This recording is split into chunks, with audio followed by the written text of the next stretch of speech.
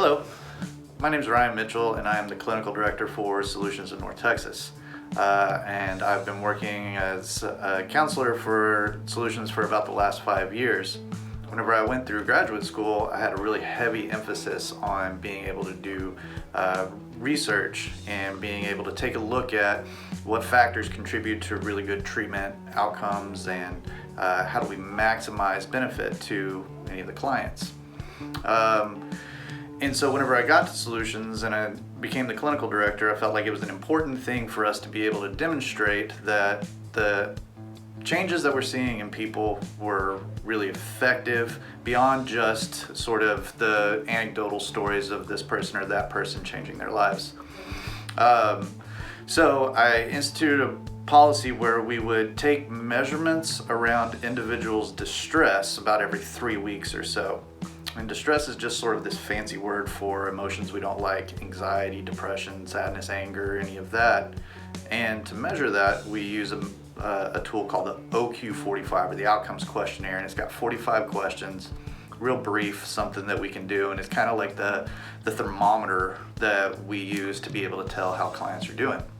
The idea is that if treatment is effective, clients will be living in a better way, coping in a more adaptive way, and over time we'll see their distress come down and the risk for any relapse or continued substance use also goes down. And over time we thought that was working out pretty well, but thinking that happened and being able to show it are two different things. So in order to actually show that our treatment was effective, I subjected our OQ45 scores to what's known as a clinically significant change analysis. What I did was I took the measurement of their distress at the very first day whenever they came in, and then remeasured it again about 84 days later. And that gives us a pretty good snapshot of, over the course of a treatment episode, how it is that people's distress changes. What we found is that about 60% of our clients in the sample of 117 people that we took, we noticed a reliable change in the amount of distress they were feeling.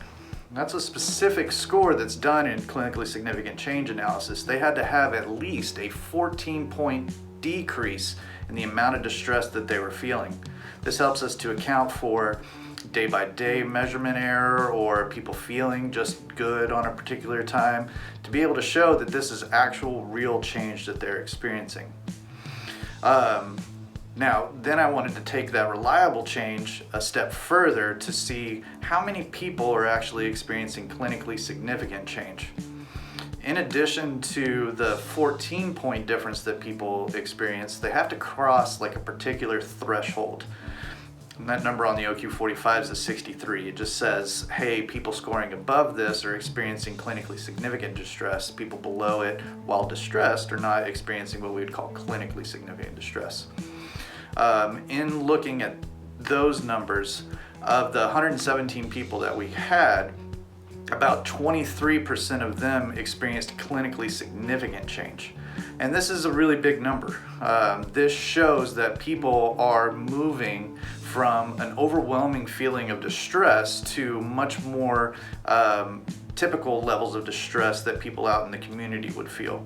It shows for us that what we believe to be happening actually is happening, that people are living their lives in a new way, and as a result are feeling less distress, and as a result are a whole lot less likely to use substances and return back to their old ways.